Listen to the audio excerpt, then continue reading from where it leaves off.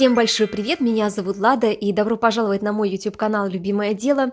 Вы, наверное, думаете, что я просто придумала громкое название к видео «Где Лада и где кривульки?». А вот и нет, все правда. Кривульки в моей практике иногда случаются, и я их в основном выбрасываю, вам не показываю. Но в этот раз я оставила все как есть, и мне почему-то такой вариант понравился, он показался оригинальным. Тем более, что кривизна и некоторая асимметричность в творчестве сейчас в моде.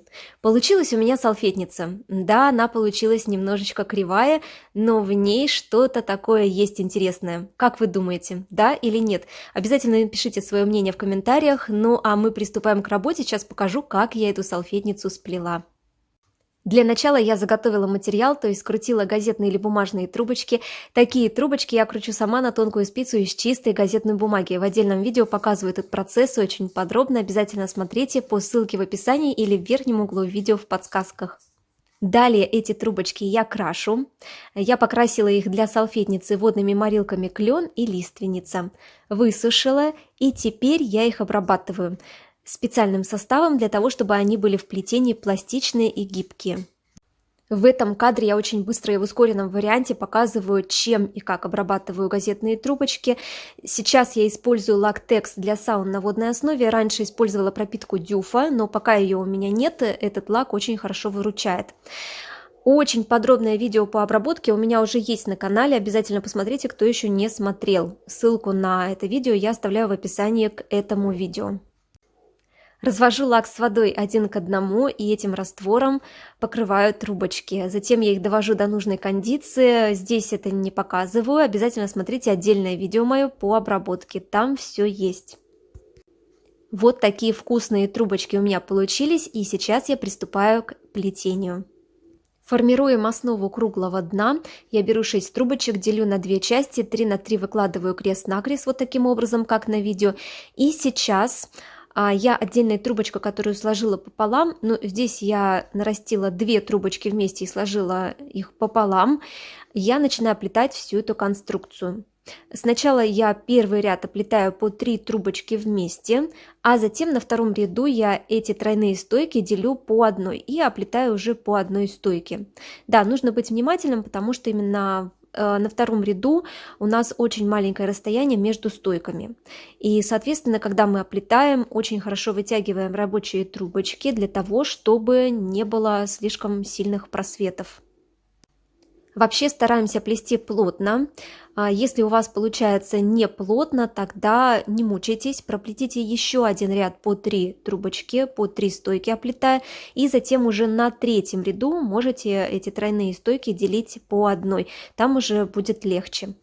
Мне захотелось немножечко изменить форму круглого донышка, оно уже не будет круглым. Сейчас я проделываю следующую манипуляцию. После того, как я проплела 2 ряда по одной стойке, я начинаю плести третий. Где-то на второй стойке от начала ряда я делаю вот такой виток, как на видео. И плету дальше до следующей стойки, которая находится параллельно стойке с витком. Делаю тот же самый виток, что и на первой стойке. Все как на видео, плету дальше. Здесь у меня 12 стоек, и, соответственно, я разделила пополам и сделала витки на стойках так, чтобы между вот этими стойками и слева, и справа было по 5 стоек, то есть одинаковое количество. Где-то на 4-м ряду я добавляю дополнительные стойки к уже имеющимся, кроме тех, на которых сделаны дополнительные витки. И продолжаю плетать дальше всю эту конструкцию, соответственно, на тех стойках, на которые мы делали витки, я и продолжаю делать витки. Ну, а те стойки, которые у меня двойные, я плетаю как двойные. Когда расстояние между двойными стойками увеличивается, я понимаю, что можно их уже делить по одной стойке и оплетать по одной стойке. Кстати, разделяю и оплетаю по одной стойке я чисто интуитивно, вот где я вижу, что расстояние между ними увеличивается, и если я, например, разъединяю эти двойные стойки и туда помещается мой пальчик, то я понимаю, что да, здесь уже я могу разделять и оплетать по одной. В В каждом мастер-классе и в каждой прямой трансляции я напоминаю, что не даю четких правил и советов, что именно так нужно плести. Обязательно повторяю, что у всех разное плетение получается, разная плотность трубочек, разная плотность плетения. И, соответственно, то, что я в мастер-классах указываю, на каком ряду я проделываю ту или иную манипуляцию, это не значит, что именно у вас это будет работать. Обязательно смотрите на свое плетение. Возможно, у вас это будет работать немножечко в другом случае. Ну, например, вам нужно проплести не 2 ряда, а 3 ряда. Не на 4 ряду разъединять трубочки, а на 5 ряду. Смотрите обязательно по своему плетению. Ну, вот такой у нас листок получился. Очень интересный вариант. И сейчас я переворачиваю это плетеное донышко. То есть у нас сверху была лицевая сторона, я переворачиваю, и у нас получается изнанка.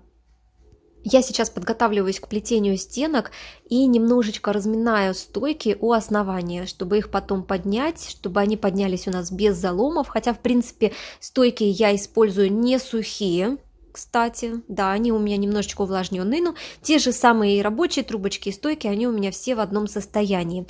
Но немножечко все-таки их разминаю, чтобы они поднимались у меня плавно, постепенно, в общем, чтобы не было никаких неприятных сюрпризов. И начинаю плести стенки, поднимаю стойки вертикально вверх, оплетаю их. Соответственно, на тех стойках, где я плела витки, я продолжаю плести витки, и здесь таким образом у меня плетение немножечко поднимается. Если я скажу, что так и задумано, честно, я совру, потому что задумывалось у меня совершенно другое изделие, но в процессе, вот видите, как это все трансформировалось, поэтому я даже такого не задумывала. Оно произошло как-то так в процессе у меня.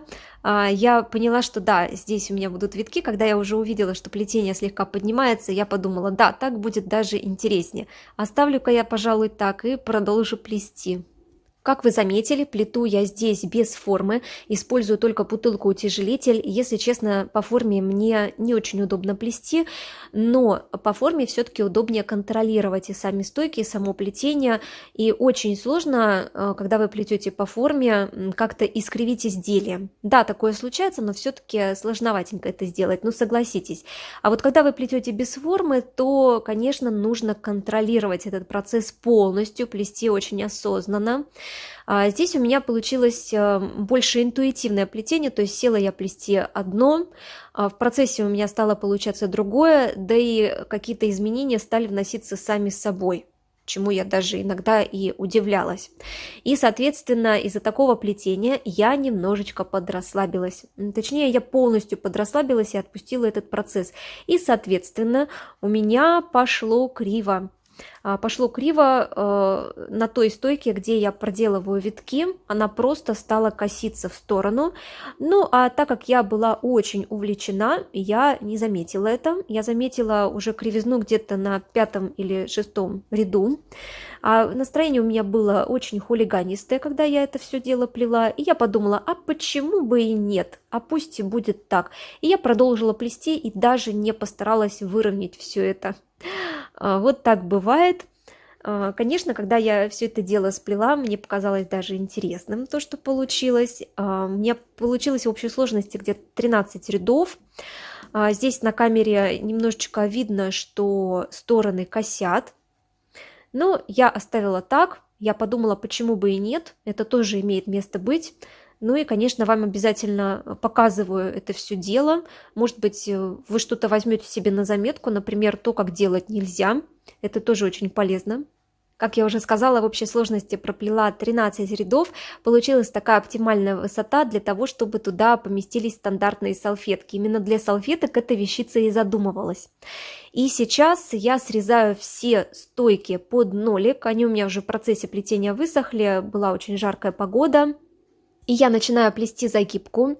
Загибка здесь у меня розга. В своем отдельном видео я показываю очень подробно принцип плетения загибки розги. Обязательно его смотрите. Ссылку оставляю внизу в описании, в верхнем углу видео в подсказках. Здесь я показываю только основные моменты плетения. Ну и я не стала добавлять сразу все стойки, вставлять новые, для того, чтобы они просто по ходу плетения загибки не высохли. Такое часто бывает на больших изделиях. Но здесь маленькая у меня салфетка, но все-таки в квартире очень жарко, поэтому стойки бы быстро высохли, поэтому я добавляю стойки по ходу плетения этой загибки, это очень-очень удобно. Загибку плету очень аккуратно, срезаю лишние трубочки очень аккуратно, чтобы нигде видно не было и чтобы они не выскакивали. Ну и, соответственно, внимательно мы на тех стойках, где у нас сделаны витки, где плетение немножечко поднимается. Здесь показываю уже конец плетения этой загибки розги. Главное понять принцип, главное понять, как идет рисунок, и, соответственно, понимая это, вам уже будет легче эту загибку плести.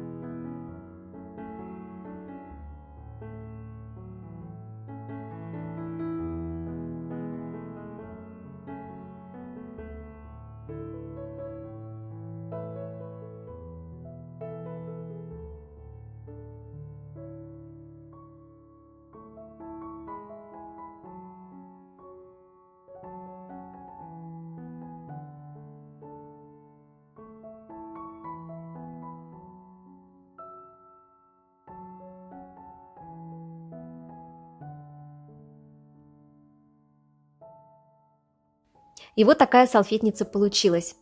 Получилось не то совсем, к чему мы привыкли, все-таки привыкли мы больше к симметричным формам, к правильным формам. Здесь все-таки присутствует асимметричность и некая кривизна в этой салфетнице, но тем не менее мне очень нравится то, что получилось. Получилось довольно оригинально, получилась очень уникальная вещь, которой точно ни у кого не будет. Вот эта кривизна сама, она придает какую-то такую уникальность этой плетеной салфетнице. И, в общем, я посмотрела на это другими глазами и решила не выбрасывать, решила оставить как есть. Сейчас она украшает кухню, в ней хранятся салфеточки, и я очень этому рада и довольна. А, кстати, поделитесь в комментариях, а случаются ли в вашей практике кривульки, и что вы с ними делаете, выбрасываете или оставляете себе. Мне будет очень интересно почитать. Ну и я очень надеюсь, что это видео вам понравилось, а может и не понравилось. Тоже пишите в комментариях, что именно вам не понравилось. Может быть, вы что-то взяли себе на заметку, например, как делать не нужно. Очень буду рада вашим отзывам. Ставьте пальчики, подписывайтесь на канал и жмите на колокольчик, тогда вы точно будете в курсе выхода всего интересного на канале. Легкого плетения вам, вдохновения. Увидимся очень скоро в следующих видео и трансляциях. Пока-пока!